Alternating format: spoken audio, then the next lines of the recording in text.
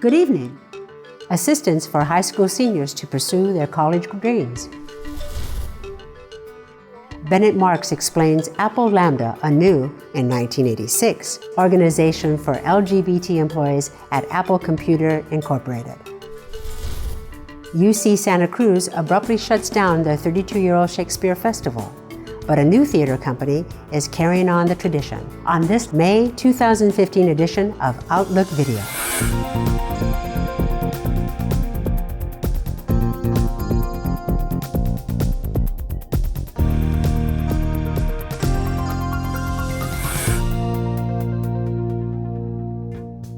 Welcome to the May 2015 edition of Outlook Video, your award-winning monthly magazine for gay, lesbian, bisexual, and transgender communities. I'm Roberta Gonzales-Gregg. And I'm Johnny Zick. Great to have you with us for this month's Outlook Video. Bay Area high school students are in the spring semester of classes now, leading to graduation in June. This is a hopeful yet stressful time for high school students wishing to pursue their academic college dreams. As well aware as high school seniors and their families are of the high cost of tuition, college may be out of reach for many. Stay tuned when we talk with Ed Tang, founder of the Tang Scholarship for Asian Pacific Islander LGBT students, and we'll learn how those students can achieve their college goals via the Tang Scholarship. The flyer says the first meeting of Apple Lambda, the Apple Lesbian and Gay Employees Organization, will be held at Gay and Lesbian Alliance at Stanford upstairs at the Stanford Old Firehouse. That was to be at 8 p.m. on Thursday, August 14th, 1986. And Bennett Marks started it all. Christine Kunkel interviews Bennett about his role in the origin of Apple Lambda and how far things have come. Now that we know the current leader of Apple, Tim Cook, is the only openly gay CEO of a Fortune 500 company. Oh my gosh, we're turning into the History Channel. Well, let me take you back a little bit to the 18th or 16th century to our "to be or not to be," a famous quote from the Shakespeare play Hamlet, which we all know by heart. But seriously, in 2013, administrators at UC Santa Cruz ended the 32-year run of Shakespeare Santa Cruz, the professional repertoire company in residence at the campus, due to budget problems. Community outrage was swift, and donors immediately raised funds to start a new theater company. Santa Cruz Shakespeare starts its second season this summer with artistic director Mike Ryan, and he's here tonight to give us an update. And that will complete our show for this month. We now join Roberta in the studio with Ed Tang and Catrina Gotuaco. Hi, I'm Wilson Cruz, and you're watching Outlook Video. We are delighted to have Ed Tang of the Tang Scholarship and student Catrina Gotuaco, I hope I didn't do that too much injustice, recipient of one of those scholarships, here in the studio to inform us on how this scholarship was founded and what aspiring students can do to apply. Thank you so much, and welcome, Ed, and welcome, Catrina. Thank you so much for being here with us today. Thank you. Now then, how did this get started? It's got your name all over it, so we know it's something that you started. How did this start, and when? It started in April of '97.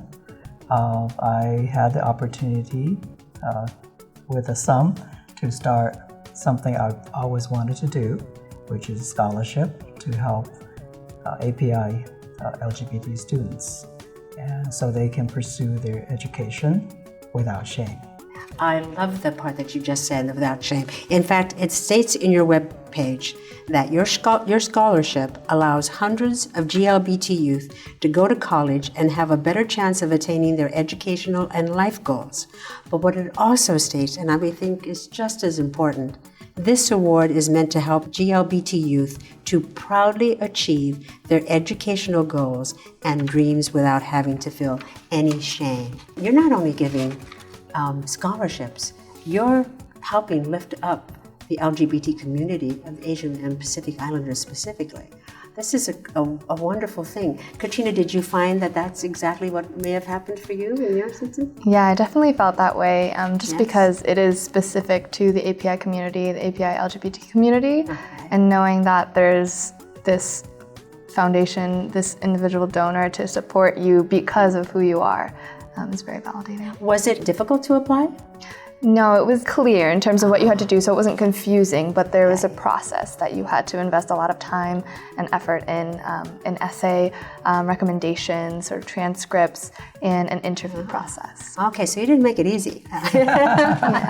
It's pretty straightforward. And it's also states, and this, I noticed in the scholarship application, that your students are above average.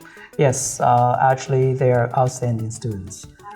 2 years ago, at least 4 students were all 4.0 and higher.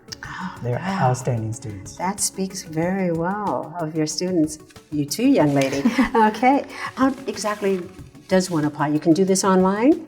The application itself is online. Okay. They can type up and print out and mail it in. I guess this was something that also was dear to your heart? Yes, dear to my heart, because I had a very difficult time coming out. Yes. I was disowned by my parents, Oh. and so I wanted to do something for my APL LGBT so they can be proud of themselves and who they are. Do students reapply throughout time, or how does that work? It's actually, there's an age limit between 17 and 25. Okay. And in Catrina's case, she is eligible to receive equal amount of scholarship for 4 years. Okay. Right. That's really The first year, you have to go through the whole application process with the interview. The remaining 3 years is just basically automatic renewal with updated transcript and a personal statement. And they still have to keep up those good grades. Oh, yes? they have to, They have to yes. keep up their good grades. But And they have to go to school. oh, there is that. So, and you get students who have a variety of different goals as far as their education goes. Well, for instance, Catrina, what is your major? I'm doing a master's in school counseling and marriage and family therapy. Oh, that's great. Are there just a variety of other goals and majors for students? Yes, basically the whole spectrum. We are getting a lot of students from graduate schools. Oh, so it's not just high school students who are coming out, it's graduate students, which I believe that's you, isn't it? Yes? Oh, that's terrific. That's really, really wonderful to know. And you have funds that you say you disperse out throughout the year. So does it depend on, is it a variety that each student may get? Like one student gets 1,000, another gets 3,000, or how does that work? That's the tricky part. Okay. It depends on their situation? First of all, it's financial, it's a need basis. Okay, They have to have the financial need. Yes. And also depends on the number of students that we select. And every year we have $60,000 to work with. That's a good sum. That's a very good sum that you can disperse throughout the different students and their families. I'm sure their families are just as appreciative. Do you get to hear from their families as well?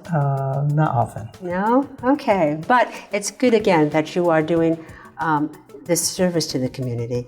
As I said, you're not just giving them these scholarships, which helps their academic goals, but I think you're giving them value and self-worth. And that in itself, I think is priceless. Very good. Well, thank you so very much for joining us tonight. Thank you for having having this scholarship to begin with, especially for Pacific and Asian people of that community. That means a great deal. It means a great deal to our viewers. So thank you again for joining us.